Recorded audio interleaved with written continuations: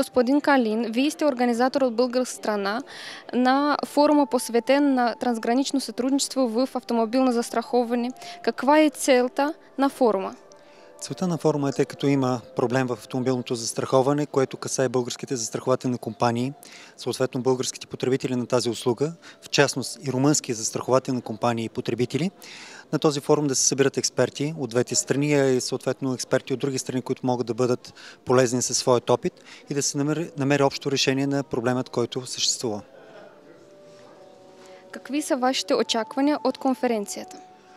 Конференцията не правим самоцелно, именно в процесът на разговорите, дискусиите, дебатите, да се поставят проблемите, които са възникнали и съответно да се търси общо решение и за български, и за румънския застрахователен пазар, така че да няма ощетени нито наши клиенти, нито ваши клиенти, да могат нормално да работят и българските, и румънските застрахователни компании. Какви са вашите прогнози за развитието на българския застрахователен пазар?